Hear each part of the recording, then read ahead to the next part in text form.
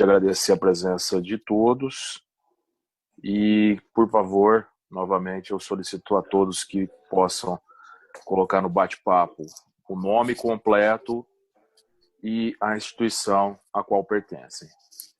Muito obrigado. Podemos dar início, doutor Luara. Boa noite, professor Peroco. É um prazer. Então, eu vou dar sequência mais ou menos na mesma linha de raciocínio da primeira aula. Eu até falei para o professor Paulo Henrique, inicialmente ele me convidou para dar uma aulinha simples, apenas para residentes, mas acabou que eu vi que tem grandes nomes, né, na área. Mesmo assim, eu não mudei o nível da aula. O foco principal são os residentes mesmo, para familiarizá-los com as imagens de angiografia que nem toda residência tem essa parte de hemodinâmica tão presente dentro do seu programa de residência, e vale a pena familiarizá-los com algumas imagens que ajudam não só no conceito de estudo angiográfico mesmo, mas intraoperatório. Então, vamos lá, eu vou começar aqui a compartilhar a tela, só um pouquinho. Obrigada pela presença de todos.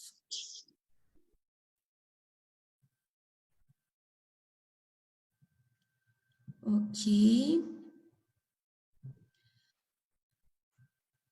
Então, vamos lá. Para quem não me conhece, eu trabalho no Hospital Universitário Cajuru, aqui em Curitiba. Hospital 100% SUS e vinculado à PUC. Espero que todos os meus residentes estejam aí também. Então, a primeira aula, a gente falou bastante sobre o arco aórtico e a artéria carótida externa. Digamos assim, a carótida externa, ela é muito mais florida, tem muito mais imagens que a gente consegue fazer uma aula apenas com imagens e apenas assim mostrando imagens. A carótida interna, angiograficamente, ela não é tão chamativa quanto a carótida externa, que tem múltiplos ramos. Enfim, a carótida interna, angiograficamente, ela nem chama tanto atenção. Por isso que essa aula, apesar dela ser 100% com imagens também, e eu vou seguir na mesma linha de raciocínio, falando de uma forma bem informal e aberta a qualquer interrupção e dúvida, a carótida interna, ela tem que aprofundar um pouquinho mais em conceito e anatomia aplicada mesmo, não só a angiografia. Então, assim, para acessar as informações relevantes. Alguém está falando, mas não tem problema. Então tá, a artéria carótida interna, resumindo o básico do básico, ela é um tubo com poucas curvas que chega até lá no cérebro e acaba se bifurcando nas artérias cerebrais anterior e média. Ela não chama muito atenção quanto à carótida externa, justamente porque esse tubo aqui, com poucas curvas na parte cervical, ele não emite quase nenhum ramo. Na verdade, aquela velha pergunta de residência, qual que é o primeiro ramo intracraniano da artéria carótida interna? Basicamente, todo mundo responde que é a artéria oftálmica, porque é assim o primeiro ramo que acaba chamando a atenção, é o primeiro ramo com um diâmetro significativo e que tem uma função bem conhecida. Mas a gente vai ver que ao longo aqui desses segmentos todos, existem outros raminhos também. Claro que alguns deles são extradurais, né? A dura mater, ela vai só começar no segmento C5 aqui, mas vale a pena, então, a gente chamar a atenção que existem, sim, outros ramos antes da artéria oftálmica. Basicamente, então, falando bem resumidamente, talvez a minha aula se resuma só a esse slide, que a artéria carótida interna, ela pode ser subdividida em 7 segmentos. Esses segmentos são segundo a classificação de Boutillier, que é a classificação mais utilizada, pelo menos angiograficamente. É uma classificação simples, lógica, e que pode ser aplicada à anatomia adjacente. Existem outras numerosas classificações que vão 4 segmentos apenas, 5, vários deles. Mas eu optei escolher por essa classificação de Boutillier, que é a mais utilizada. Então, a gente vai de C1 a C7, indo, né, de proximal a distal. C1 é o segmento cervical, sendo que ele é dividido no segmento bulbar e no segmento cervical ascendente. Então, esse segmento aqui é aquele primeiro que a gente consegue ver numa angiografia em perfil. Eu lembro de vocês na primeira aula. Depois da bifurcação da artéria carótida comum aqui, se você for ver que a externa está para frente, então, logicamente, essa carótida a gente já sabe que é a carótida esquerda, porque a artéria carótida externa, ela está para frente, então a gente está vendo o rosto da pessoa aqui, digamos assim. Então, a artéria carótida externa aqui está cortada, aqueles múltiplos ramos a gente já estudou. Esse segmento bulbar aqui, ele é o mais dilatado, digamos assim, com um diâmetro maior, e logo depois ele se afila e segue com um fluxo laminar sanguíneo mais reto. Aqui há um turbilhonamento do sangue logo após, então, a bifurcação.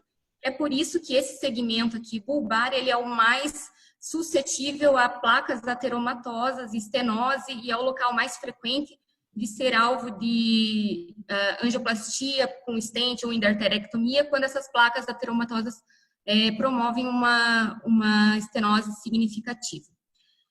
Seguindo, então, segmento C1, aí entramos aqui no canal carotídeo, que efetivamente, então, penetra no crânio. Esse canal carotídeo aqui, então, é o segmento C2, ele está dentro da parte petrosa do osso temporal, então por isso que ele é chamado de segmento petroso. O segmento C3 é o segmento lácero, por estar adjacente ao forame lácero. Aqui a gente vê o ligamento petrolingual, que então divide o segmento C3 do C4. O C4 é o segmento cavernoso, a porção cavernosa da artéria carótida interna, que é a que faz a primeira barriga, digamos assim, do sifão carotídeo. Depois, aqui, no anel dural proximal e distal, ele delimita, junto com o processo clinoide anterior, aqui, o segmento clinoideu da artéria carótida interna, que é o segmento mais curtinho. Logo acima, na sequência, então, o segmento C6, que é o segmento oftálmico. Aqui já apresenta a artéria oftálmica. E, por último, o segmento C7, o segmento terminal ou comunicante, se chama comunicante porque ele dá início justamente à artéria comunicante posterior, que é aquele vaso que vai ligar a circulação carotídea ou dita circulação anterior com a circulação posterior ou vértebro-basilar. E logo acima da comunicante posterior está a artéria coroideia anterior. Dito isso, ao fim, então, o término da artéria carótida interna é a bifurcação entre a artéria cerebral anterior, que seguiria aqui, com a artéria cerebral média. Então, aqui no perfil, a gente está vendo a artéria carótida comum, externa, aqui, com aqueles múltiplos ramos que a gente já estudou na primeira aula, tiroideia superior, lingual, facial, faringeia, occipital, auricular posterior, maxilar interna como ramo terminal e temporal superficial. Vocês vejam aqui que após a bifurcação, a carótida interna ela segue num trajeto que é posterior e depois cruza para anterior. Isso na visão em perfil angiográfica, né? Aqui a gente está vendo na visão em anteroposterior. Lembrem, anteroposterior aqui, uma dica é a artéria lingual, que usualmente tem essa configuração aqui em U, no perfil. Em AP a gente consegue ver esse U mais fechado, quase como um V. Então aqui a gente vê no anteroposterior a carótida externa, seguindo primeiramente num trajeto medial, para depois cruzar lateralmente a carótida interna, e daí sim, né, fazer jus ao nome de carótida externa, correndo aqui externamente. E a carótida interna aqui, mesma coisa. Começa por fora, depois cruza e vai por dentro. Aqui, então, a gente vê o bulbo. Esse bulbo está limpo, não tem nenhuma estenose, nada. É comum ele ser realmente mais dilatado.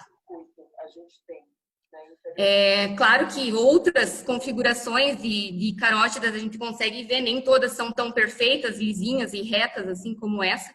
Então, a gente tem outras que não seriam alterações patológicas, mas variações de anatomia, né? Então, por exemplo, essa artéria carótida interna aqui, correndo aqui, primeiro indo lateralmente, depois medialmente, e ela tem essa tortuosidade acentuada aqui. Isso não chega a ser, então, uma doença, nada que precise ser tratado, mas que realmente, às vezes, dificulta o nosso acesso endovascular com determinados tipos de catéteres e guias hidrofílicas, microcatéter, enfim, para chegar ao objetivo final que, às vezes, a gente precisa. Então, isso aqui é a única coisa que, às vezes, vai demandar outros materiais endovasculares melhores para poder vencer essas curvas. Aqui a gente vê outra configuração, que também não chega a ser patológica, mas é um pequeno kinking aqui, é apenas pela curvatura da carótida interna. Mais uma vez aqui, alguns detalhes para aqueles que ainda não estão habituados às imagens angiográficas.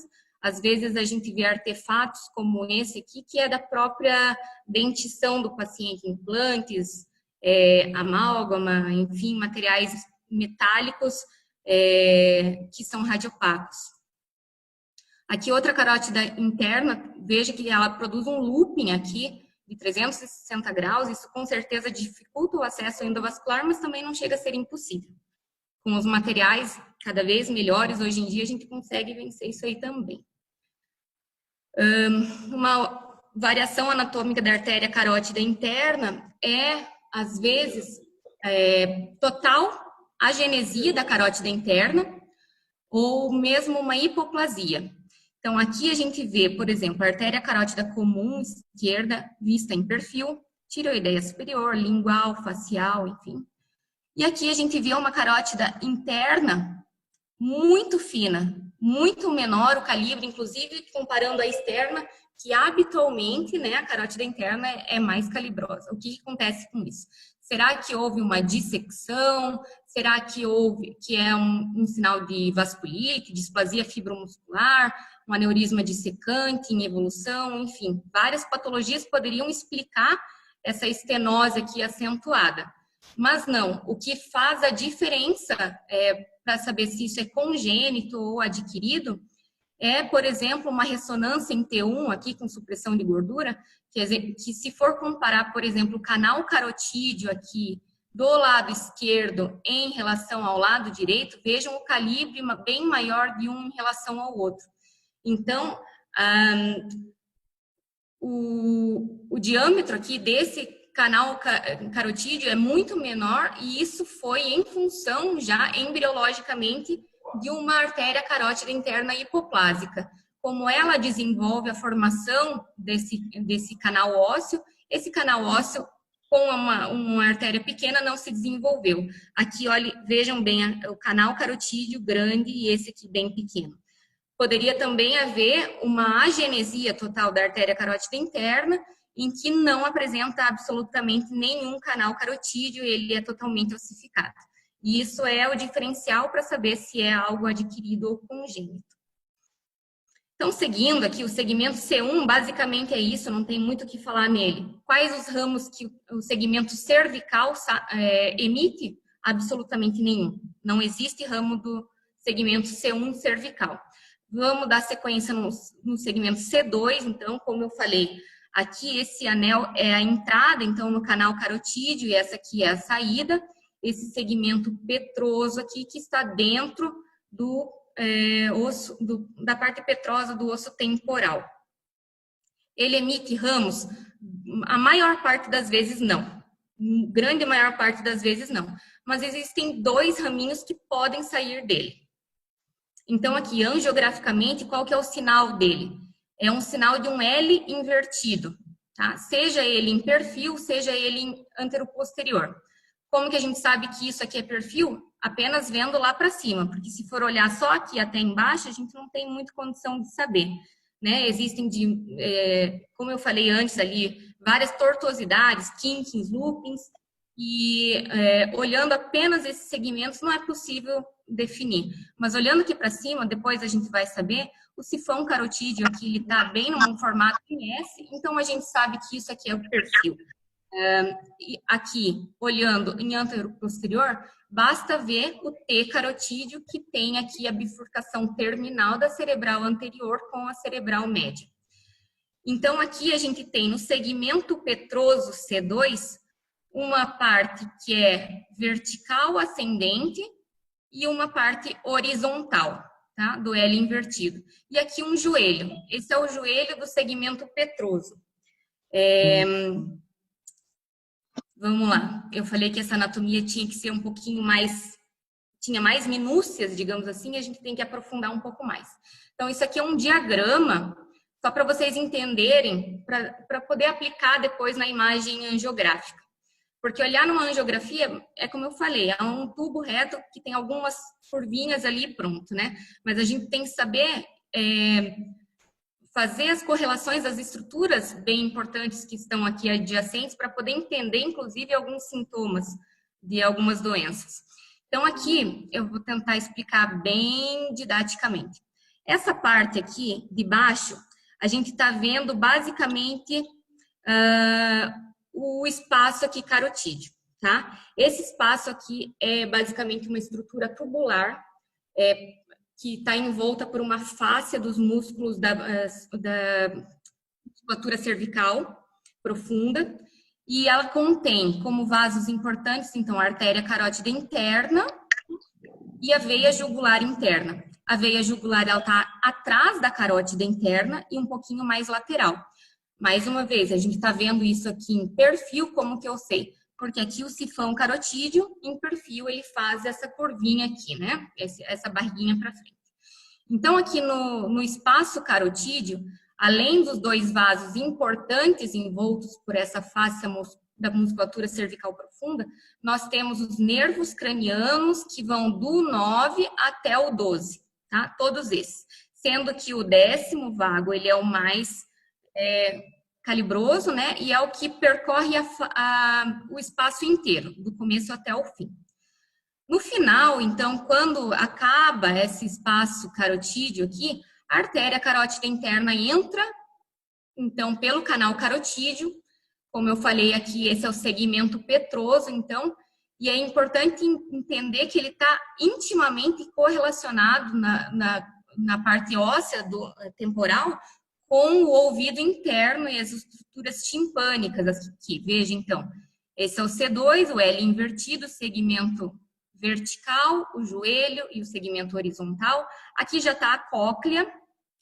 Aqui a gente vê o canal timpânico do nervo facial, esse nervo facial que não está contido dentro do espaço carotídeo, mas ele emerge alguns ramos aqui. Então, esse nervo facial, por exemplo, ele dá o nervo corda do tímpano, que vai justamente atravessar lateralmente esse segmento petroso, e aqui em cima ele vai dar o nervo petroso superficial maior, que é esse mais longo aqui.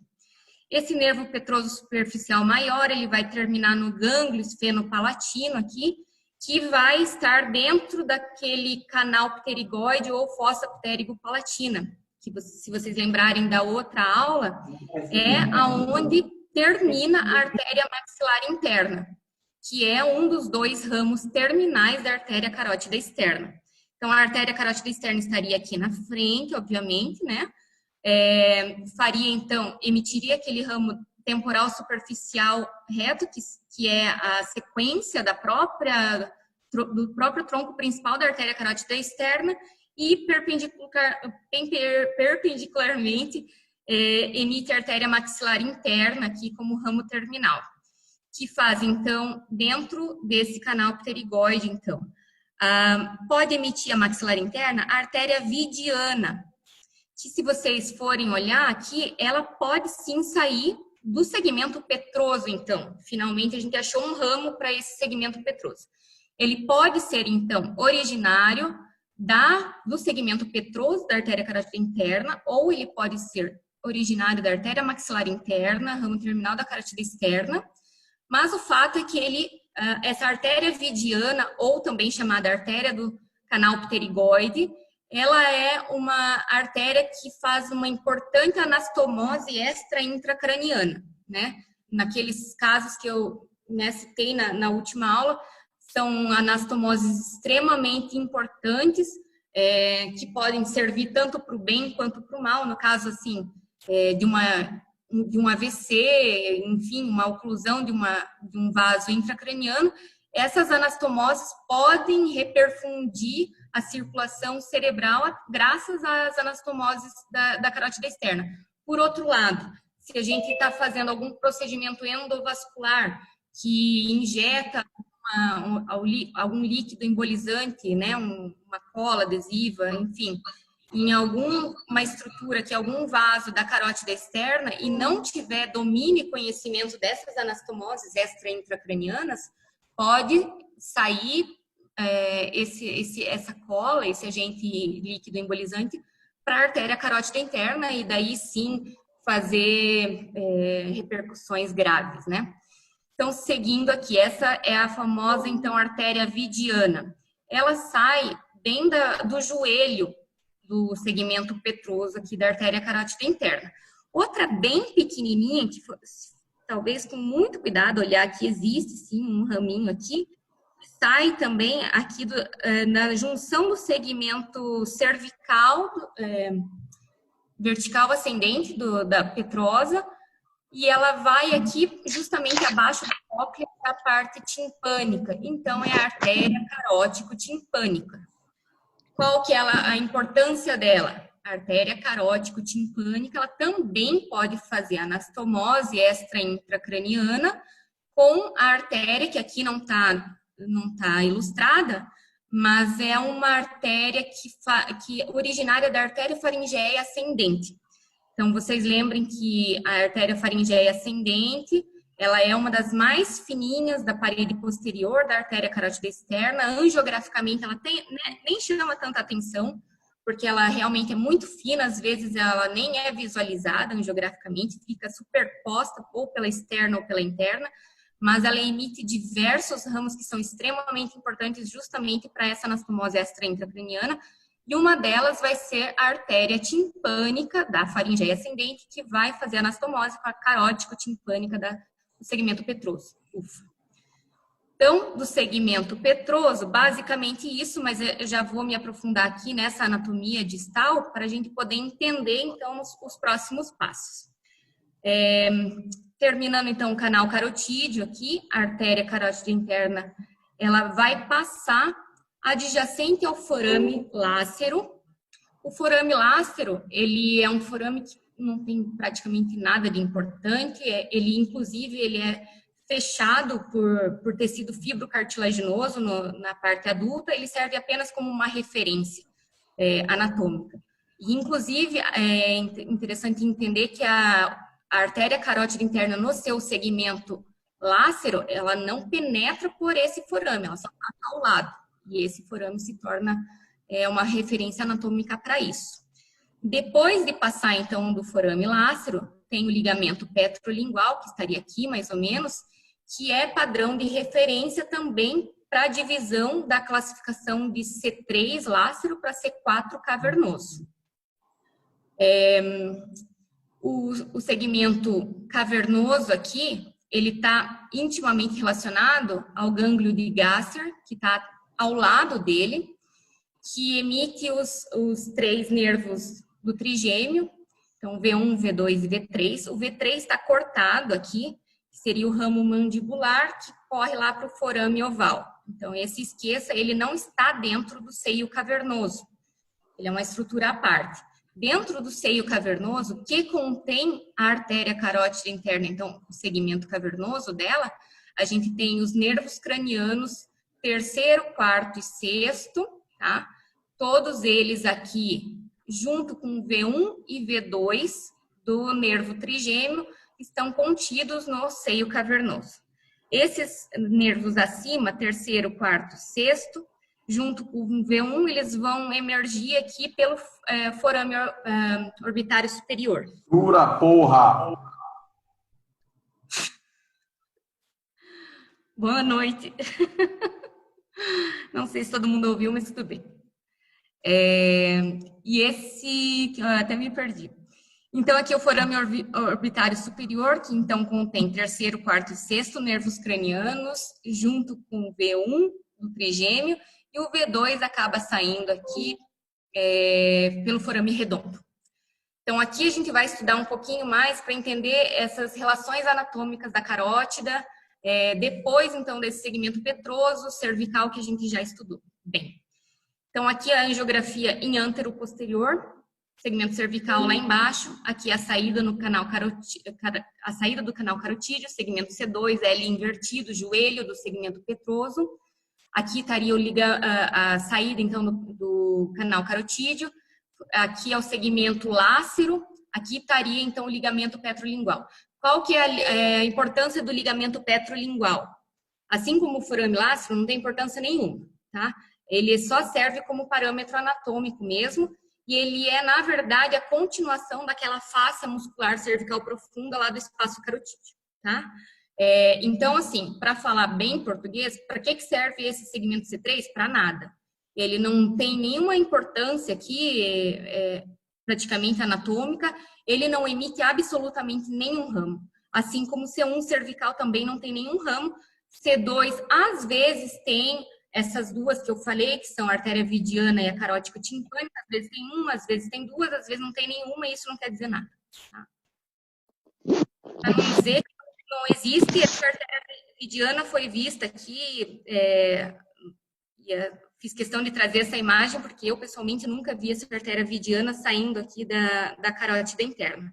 No caso aqui, ela está saindo do forame lácero, do segmento lácero, que seria mais raro ainda, porque quando ela existe, quando ela sai, geralmente é do segmento petroso C2. Então, aqui, só para familiarizar, então, apesar de que eu vou falar tudo isso depois, mas já que o objetivo aqui é para os residentes ficarem craques nas imagens e ao fim da aula já saibam decore salteado todas as estruturas, aqui então o segmento petroso, lácero, aqui o segmento cavernoso, então depois o segmento clinoide, oftálmico, comunicante. Daqui da comunicante, então, vai sair a comunicante posterior, aqui seria o topo da artéria basilar, que se reperfundiu retrogradamente aqui por essa injeção de contraste pela artéria carótida interna, e a partir da bifurcação da basilar, temos as cerebrais posteriores, aqui em perfil, parieto occipital, calcarina, e as cerebelosas superiores aqui, em espelho praticamente das cerebrais posteriores. Bem como aqui na carótida, o que acontece? A carótida se bifurca terminalmente como cerebral anterior, que é essa aqui, voltada para frente. Agora o frio. E a cerebral média aqui, que no perfil, ela angiograficamente não é muito favorecida, ela fica bem superposta. Aqui a gente vê, então, aquele primeiro ramo famoso da artéria carótida interna, que é a oftálmica, mas vocês já viram que podem existir antes, pelo menos duas, que são a vidiana e a carótico timpânica. Então, esse aqui é outro diagrama, praticamente é o mesmo de antes, ele é um pouquinho difícil de entender no início, mas ele é uma sequência do outro. Então, aqui a gente viu aquela parte petrosa, tá? Esse aqui a gente já acabou, encerrou, não precisa mais falar dele. Aí tem o ligamento petrolingual aqui, do segmento C3, né? Essa partezinha aqui que não emite ramos, quase não serve para nada. O sétimo nervo aqui no canal timpânico do osso temporal aqui, onde tem também aqui o gânglio de Gasser, esse que envolve praticamente na parte lateral da carótida todos os ramos do nervo trigêmeo. V1, V2 e V3. V3 vai lá para o forame mandibular, V2 para o forame redondo e V1 para a fissura orbitária superior, junto com o terceiro, quarto e sexto. Aqui na carótida cavernosa, aqui a gente tem basicamente dois ramos, que vejam angiograficamente vai ser fácil de identificar, que um vai para frente e outro para trás, na parte do perfil, né? Perfil é sempre a melhor projeção para se estudar a artéria carótida interna, independente de qual segmento. Então, aqui na parte cavernosa, o tronco meningo-hipofisário e na porção anterior o tronco ínfero-lateral. Esse tronco ínfero-lateral, ele pode emitir aqui ramos que vão se anastomosar com a artéria maxilar interna, que é o ramo terminal da carótida externa, que está no canal da fossa ptérigo-palatina. Ou seja, mais um canal aí de anastomose extra-intracraniana. Tá? Que mais que eu posso falar? Aqui a parte de cima, então, o segmento C5, que é o segmento clinoideu da artéria carótida interna, que é o menorzinho de todos, ele é delimitado pelos 2 anéis durais, um proximal e um distal aqui, e estão adjacentes ao processo clinoide anterior. Aqui a gente já tem, depois do anel dural distal, então a gente tem oficialmente a parte intradural da artéria carótida interna. Então vejam que se houver qualquer doença, que aneurisma, dissecção, qualquer coisa que faça essa artéria carótida interna sangrar, até aqui ela não faz hemorragia subaracnoideia, não faz hemorragia intracraniana. Dentro do seio cavernoso, existe um outro tipo de sangramento, mas ele ainda não é intradural, intracraniano, né? Não faz hemorragia subaracnoideia. Então, aqui a artéria oftálmica, que é do segmento oftálmico, que é um vaso que vai aqui pelo canal óptico e onde também está o nervo óptico. E aqui segue o segmento C7, segmento terminal, emitindo, então, a artéria comunicante posterior, aqui está errado, é comunicante posterior e depois a coroideia anterior. Agora eu acho que a gente já está com um conhecimento um pouquinho mais amadurecido em relação à artéria carótida interna. Esses diagramas, eles ajudam, facilitam bastante, mas precisa estudar várias vezes para poder fixar isso bem. Esse é o mesmo. Então, esse diagrama aqui, agora que a gente já falou, então, vamos voltar lá. Segmento C1 cervical, segmento C2 petroso, C3 lácero. A gente vai passar agora para o segmento C4, que é o segmento cavernoso, talvez é o mais dificinho de entender. Tá? Ele é o que faz, então, essa curvatura, essa barriguinha aqui para frente, que a gente vendo no perfil fica bem fácil de entender, mas no anteroposterior, muitas vezes, a gente não consegue, principalmente quem não está habituado com imagem angiográfica, ver isso aqui superposto e acha que isso aqui é um aneurisma. Mas não, isso aqui é só uma voltinha que tá vindo para frente, né? Essa mesma voltinha que está aqui. Então, esse é o segmento cavernoso.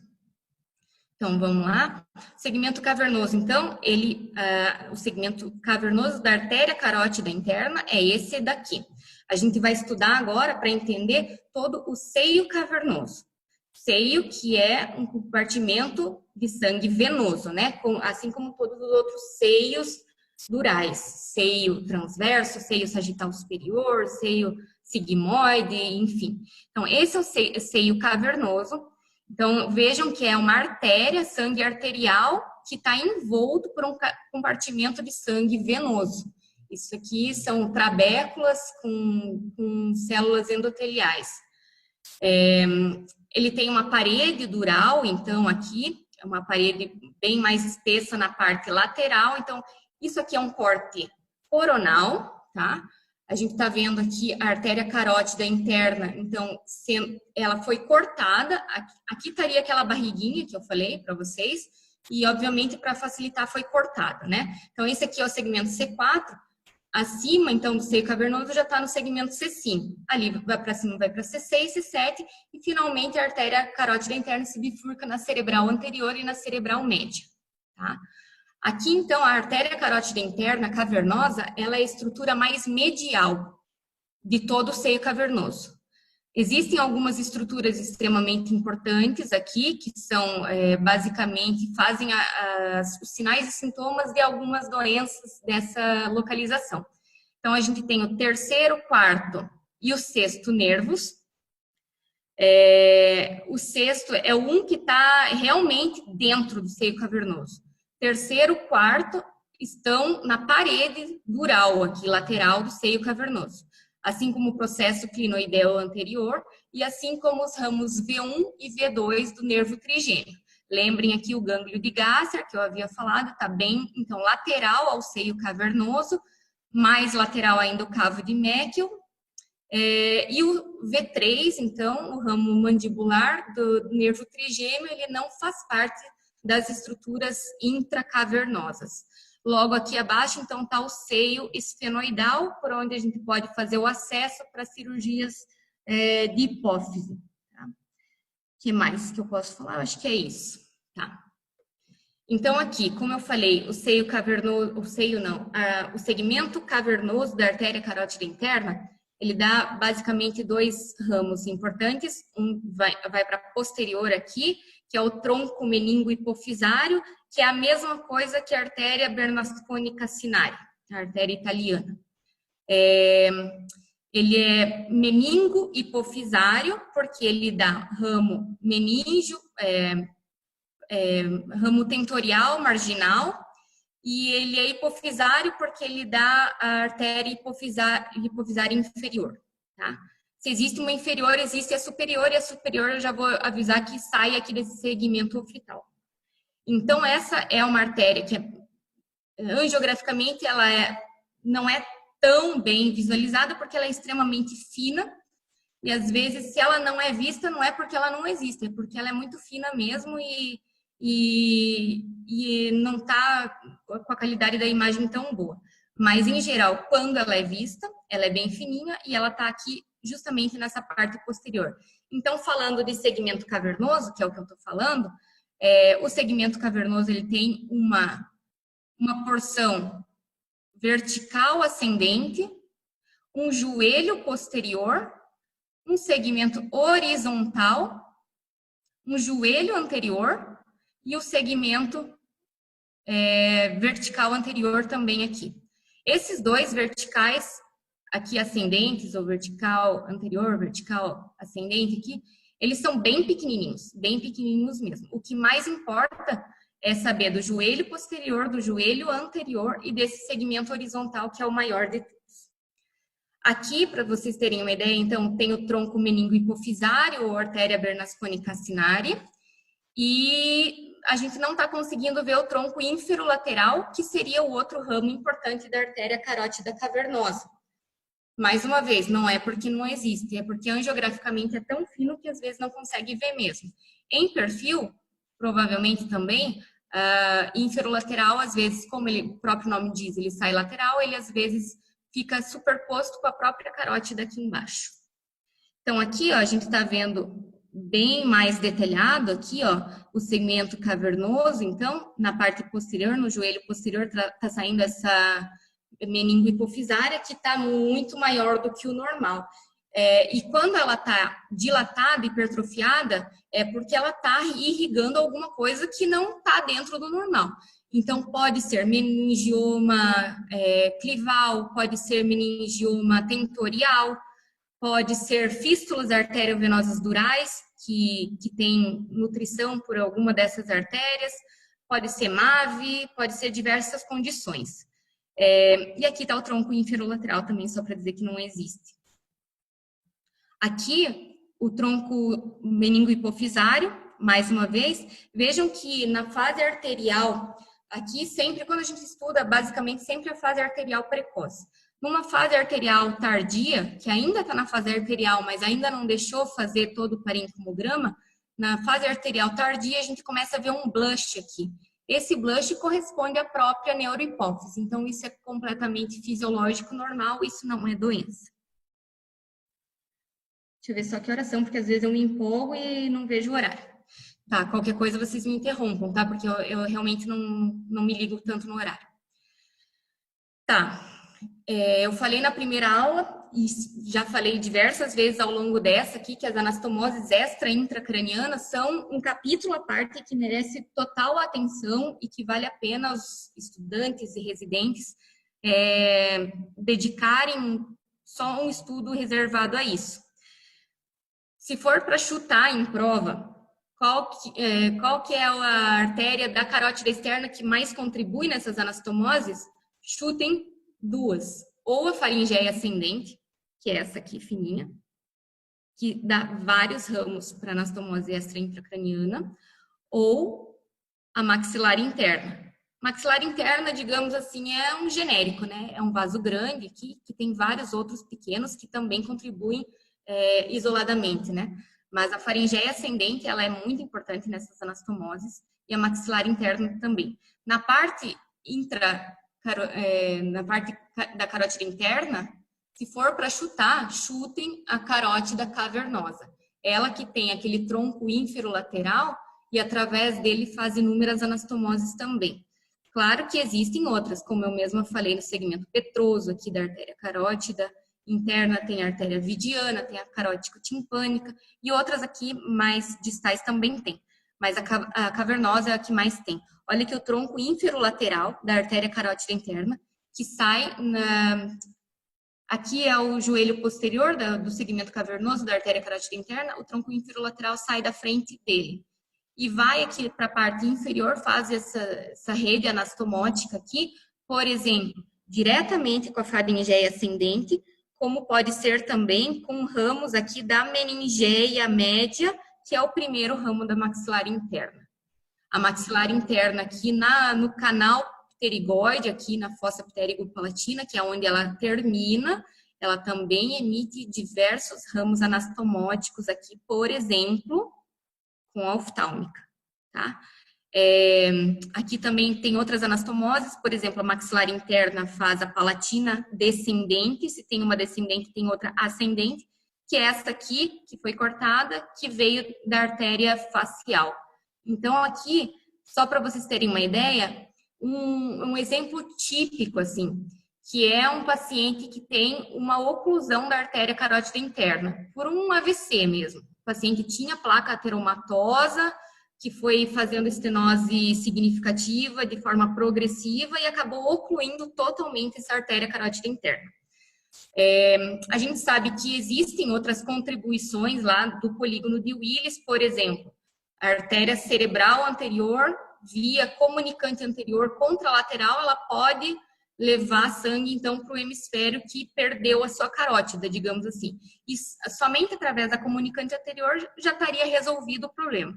Mas nem sempre é assim, porque a gente tem alguns quadros em que a comunicante anterior ela não é tão patente, ou às vezes pelo equilíbrio hemodinâmico, um lado direito sempre foi mais dominante em relação ao esquerdo, então se você perde o direito, o esquerdo não dá conta de compensar, e nesse cenário é que aparecem essas anastomoses para salvar a pele, digamos assim.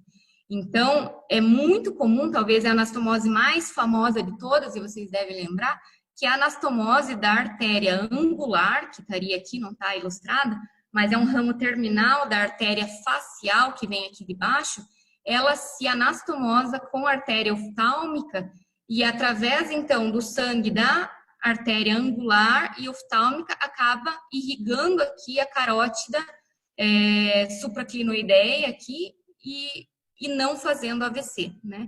Então, essas anastomoses, elas são importantes e esse é um dos exemplos. Mas não é só angular, daqui da facial, como vocês mesmos podem ver nesse diagrama aqui da maxilar interna, via etimoidal anterior também da oftálmica. Enfim, são várias anastomoses. Aqui, então, vamos tentar seguir um pouquinho. A gente falou do segmento cavernoso. E no segmento cavernoso, então, quando existe o anel dural proximal, começa o segmento clinoideu aqui. Segmento clinoideu que termina quando tem a outra dobradura de Durand-Butler, que é o anel dural distal. Para que serve esse segmento clinoideu? Para nada também. É só um marco anatômico, não emite ramo, não faz nada. Aí, então, a gente parte para o segmento oftálmico mesmo, que é dos mais importantes, que emite classicamente, então, a artéria oftálmica. Isso, óbvio, a gente está na visão em perfil angiográfica, porque o sifão carotídeo está bem delineado aqui com o Szinho, a artéria oftálmica está indo para frente, então o olho da pessoa estaria aqui, tá? Então, essa artéria oftálmica dá ramos tanto para a órbita óssea, né, quanto para o próprio globo ocular, quanto para musculatura extraocular e vários vasos importantes aqui.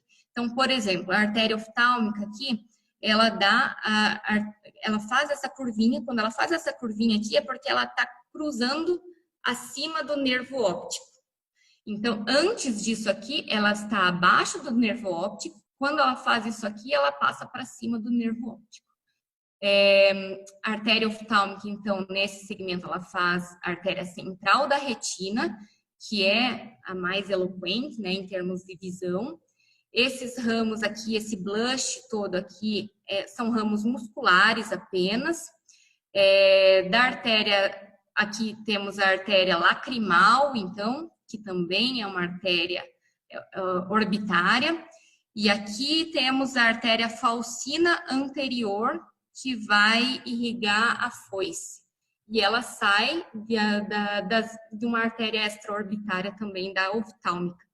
Então, a oftálmica, ela tem diversos ramos aqui. A angiografia, existe angiografia só oftálmica, para estudo exclusivamente oftalmológico, mas não é de domínio da gente, assim.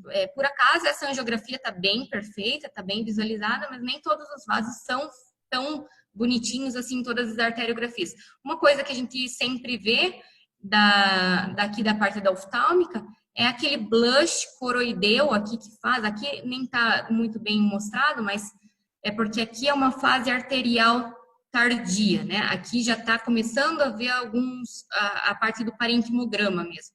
Mas se for um pouquinho mais tardio, vai acabar vendo exatamente a sombra aqui da retina, que faz aquele blush coroideu por artérias ciliares. A artéria ciliar, também junto com a central da retina, são as duas artérias orbitárias mais importantes. Então, essa aqui, então, é a artéria oftálmica com seus múltiplos ramos, mas do segmento oftálmico, esse segmento C6, também existe outro ramo que é importante, como eu já tinha falado, que é da hipofisária superior. A inferior sai lá do tronco meningo hipofisário da carótida cavernosa. Aqui, então, só para já ilustrar, essa 8 aqui, que foi colocada a flechinha aqui, é a artéria coroideia anterior, que vai sair do segmento C7, aqui, o segmento terminal. Então, aqui a gente está vendo a artéria carótida interna em visão antero-posterior. Antero-posterior porque o seio cavernoso, a carótida cavernosa aqui está superposta, aquela barriguinha para frente. Aqui a gente pode ver também o T carotídeo, que é essa bifurcação terminal de cerebral anterior e cerebral média aqui. E a gente consegue ver aqui a artéria oftálmica fazendo uma curvinha aqui que seria para frente, mas como a gente está vendo uma visão bidimensional, às vezes dá a impressão de que é para outra direção. Da artéria oftálmica aqui, a artéria lacrimal.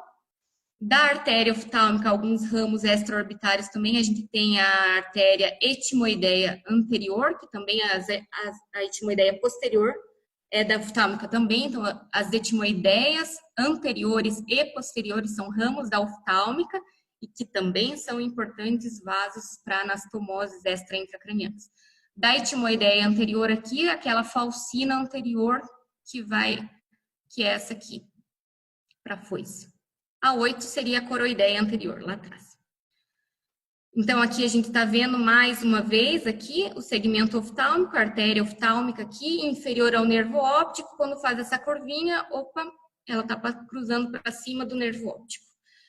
Aí a gente passa para o segmento terminal, que é o C7. Então, aqui a gente tem basicamente 2 ramos importantes, que são a artéria que dá o próprio nome ao segmento, que é a comunicante posterior, que seria só esse raminho aqui a parte da circulação posterior, cerebral posterior, né? A comunicação é só essa, e a artéria coroideia anterior, que é essa daqui.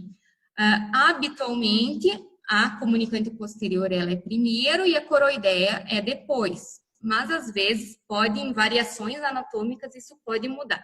Falando em variações anatômicas, eu não citei, mas a artéria oftálmica, aqui, se vocês estudarem a embriologia dela, é uma das embriologias mais complexas que tem, porque ela tem origem de diversos segmentos aqui, de diversos lugares diferentes na fase fetal. Então, é a artéria disparada que tem mais variações anatômicas. A origem dela pode não ser da carótida, já pode ser até de ramos da externa, Ela pode dar ramos da carótida externa, já vi oftálmica até saindo da basilar, então a artéria oftálmica é a mais louca que tem, assim, mas em geral é essa anatomia que eu mostrei para vocês. Da comunicante, então, do segmento comunicante, que é esse, o último segmento que a gente está falando, desses dois ramos importantes, comunicante posterior e coroideia, são dois ramos que, vocês vejam, emergem em direção ascendente, elas sobem aqui, né? Elas sobem e basicamente em paralelo, os dois vasos. Então aqui, só para ilustrar uma variação anatômica da oftálmica, bom, vamos lá, segmento petroso, lácero, cavernoso, clinoideu, oftálmico. Oftálmica, aqui para frente, artéria oftálmica, aqui é central da retina, aqui é a lacrimal com a meningeia recorrente. Ela é recorrente porque, bom, meninge, ela quer voltar para a meninge, né? Como que ela volta? Se ela saiu aqui junto com a oftálmica pelo canal óptico, ela entra de novo lá para as meninges através da fissura orbitária superior. Ela é uma que entra e volta. Então, essa meningeia é recorrente.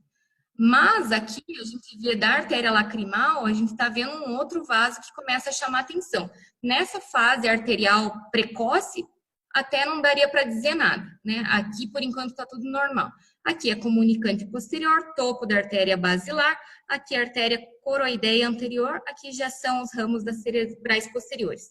Numa fase arterial um pouco mais tardia em relação a essa mesma injeção de contraste, então aqui vocês vejam que essa artéria número 4 aqui, que iniciou no ramo lacrimal aqui, ela começa a tomar uma anatomia que não é o esperado para a artéria oftálmica. E ela acaba tendo uma conformação tardia, então, de meningia média.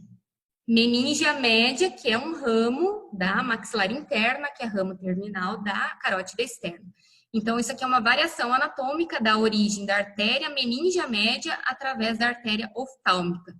O inverso também pode acontecer de nascer oftálmica da artéria meningia média. E isso por conta da embriologia, que tem bastante ligação entre esses dois vasos. Mas não só eles, tem outras alterações também.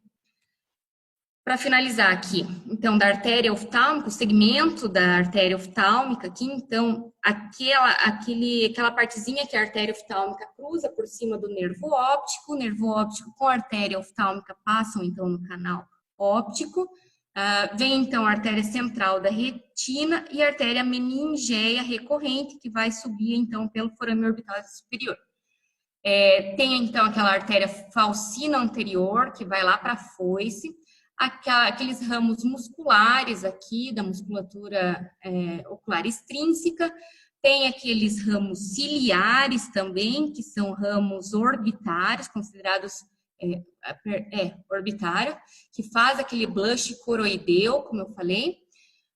O anel dural proximal e o anel dural distal, que delimitam o segmento clinoideu, a partir de então é o segmento oftálmico, e atrás então da parte oftálmica tem a artéria hipofisária superior, que é essa aqui, tá? Depois, então, no segmento C7, comunicante posterior, coroideia anterior, e daí já a bifurcação terminal em cerebral anterior e média.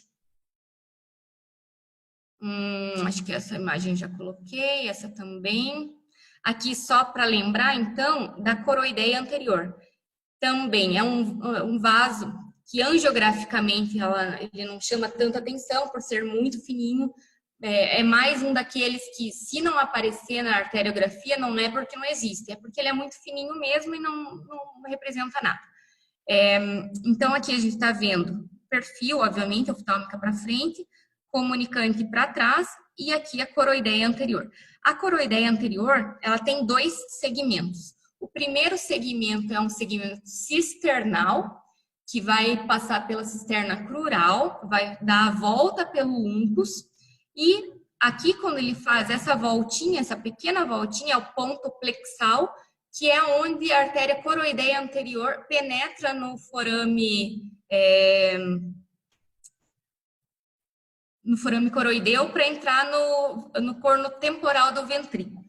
Então, aqui é o segmento intraventricular. Aqui é intracisternal e aqui é intraventricular depois que entrou pelo forame coroideu. Isso aqui é a mesma coisa, só que numa fase arterial um pouquinho mais tardia, que vocês vejam que existe um blush aqui da parte intraventricular da artéria coroideia anterior. E não é porque isso seja patológico, mas é que é o blush normal do plexo coroide, onde a artéria está irrigando ali. O que mais que a gente pode falar? Aqui, basicamente isso. Então, aqui, da coroideia anterior, a fase arterial precoce, ponto plexal, forame coroideu, fase arterial tardia, blush do plexo coroide, fase arterial mais tardia ainda, esse blush ele fica um pouco mais evidente e começa a fazer uma voltinha aqui em torno do pulvinar do tálamo, onde essa coroideia anterior pode fazer anastomose com as artérias coroideias posteromedial e posterolateral, que são ramos das artérias cerebrais posteriores. E aqui na fase venosa já, então arterial, precoce tardia, mais tardia e venosa, aqui a gente vê o blush aqui das artérias medulares aqui, as veias medulares, perdão, que é onde vai fazer a drenagem, então, final da artéria coroideia anterior.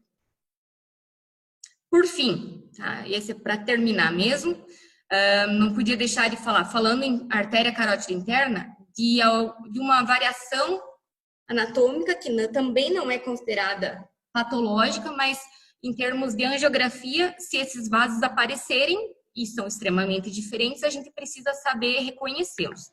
E são anastomoses carótido-basilares. São vasos fetais, embrionários, que são 4, são esses pretinhos aqui, que estão comunicando a circulação carotídea com a circulação vértebro-basilar, e elas é para existir só na fase embrionária mesmo e evoluir. O certo é isso, né? Mas em algumas determinadas pessoas, esses vasos, ou um deles, claro, não vai evoluir e vai persistir para um padrão adulto. Isso, quando acontece, diretamente não tem nenhuma repercussão clínica, mas a gente sabe que esses pacientes, por alteração do fluxo dinâmico, eles estão mais suscetíveis à formação de aneurismas cerebrais. Então, aqui, de cima para baixo, a gente tem a artéria trigeminal persistente. Ela é trigeminal porque ela sai do segmento cavernoso, e o segmento cavernoso a gente viu que está envolvido pelo gânglio de Gasser, o nervo que está mais relacionado, digamos, a essa artéria é o nervo trigêmeo.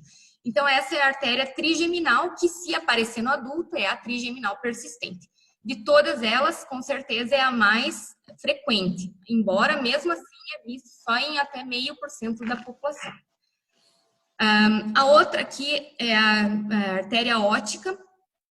Essa aqui é extremamente rara, eu mesmo nunca vi essa artéria, e ela faz uma anastomose da parte, então, petrosa da carótida com a basilar mais baixa.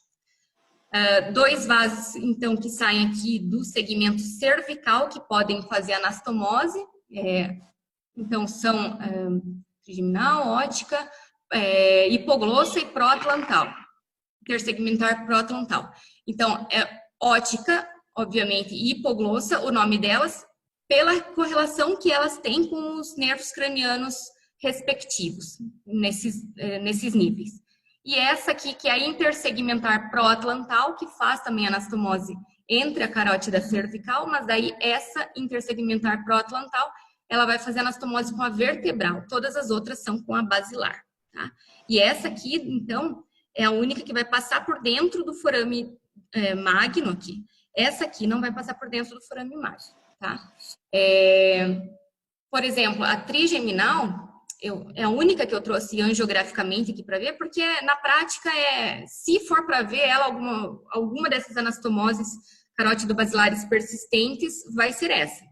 Então, essa aqui é um padrão típico angiográfico de um tridente aqui. Então, tá vindo a carótida na porção cavernosa. Até começa a fazer o sifão, mas sai esse vaso bem calibroso aqui, que vai fazer a basilar distal e cerebrais posteriores, exatamente normal como é a circulação posterior.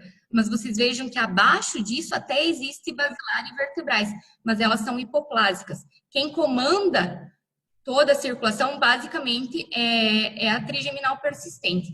E vejam que, nesse caso, não tem nem a comunicante posterior, que seria o único vaso que faz essa comunicação da circulação anterior com posterior e que é o único que persiste, né, na vida adulta, obviamente.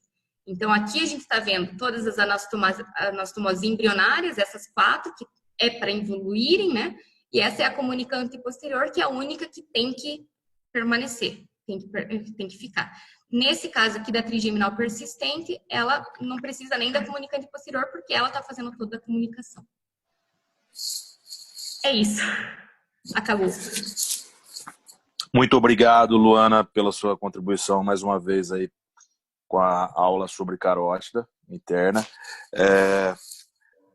Eu acho que ainda tem muita coisa que você poderia falar para a gente sobre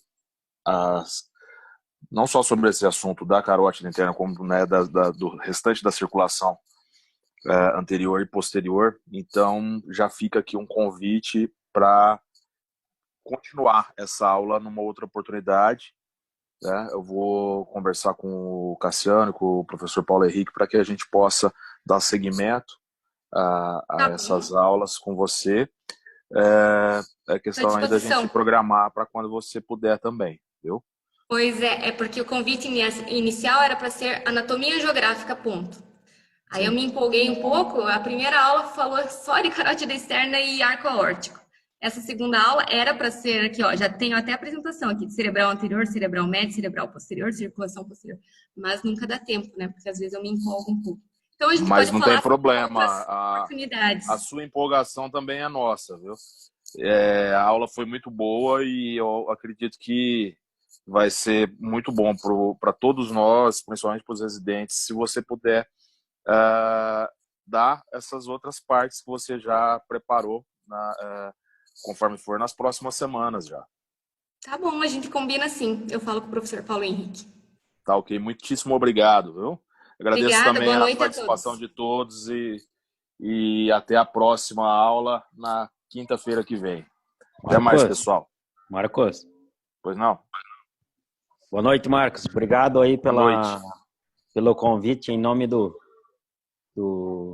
Hospital São Vicente aqui, Passo Fundo, Rio Grande do Sul. Agradeço a todos vocês aí, parabéns, Luana, e obrigado ao Paulo Henrique, professor Paulo Henrique, pelo convite estar junto com vocês aí. Muito obrigado. O prazer é todo nosso, viu? Muitíssimo obrigado. Obrigada mesmo.